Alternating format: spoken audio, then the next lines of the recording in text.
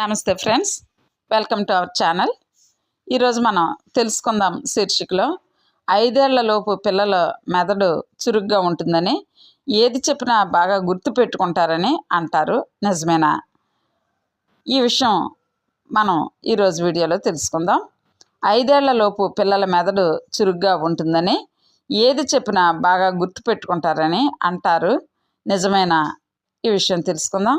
ప్రతి జీవికి పరిసర పరిజ్ఞానం పొందడానికి జ్ఞానేంద్రియాలు ఉంటాయి. అవి మానవుడిలో పరిణామ క్రమంలో బాగా అభివృద్ధి చెందాయి.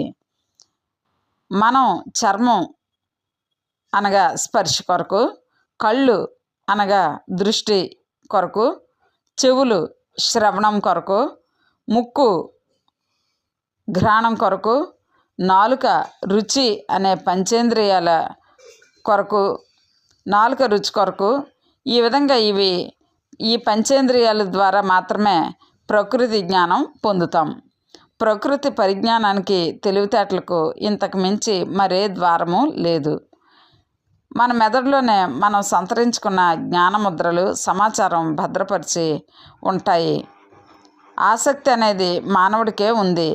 ఆసక్తి అంటే తెలుసుకోవాలనే కుతూహలం. పుట్టినప్పటి నుంచి పెరిగే క్రమంలో తొలి దశల్లో ఆసక్తి అమితంగా ఉంటుంది. క్రమేపీ మెదడులో కూడా సమాచారం నిల్వ అవుతూ ఉంటుంది.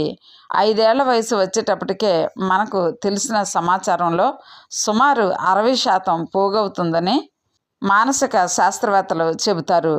అభ్యసనం, చర్చలు తదితర సామూహిక కార్యకలాపాలు జ్ఞాపకశక్తిని పెంపొందిస్తాయి. ఈ విధంగా జ్ఞాపకశక్తి పెంపొందుతుందన్నమాట. విన్నారు కదా ఫ్రెండ్స్.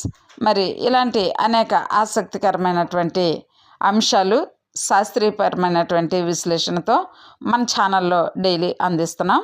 మరి సాహితీ కళాయాత్ర ఫెస్ట్ అనే ఈ ఛానల్ని మీరు ఇంతవరకు సబ్స్క్రైబ్ చేసుకోకపోతే సబ్స్క్రైబ్ చేసుకోవాల్సిందిగా మనవి. అదేవిధంగా ఈ వీడియో మీకు నచ్చితే please like, share and subscribe. Thank you for watching.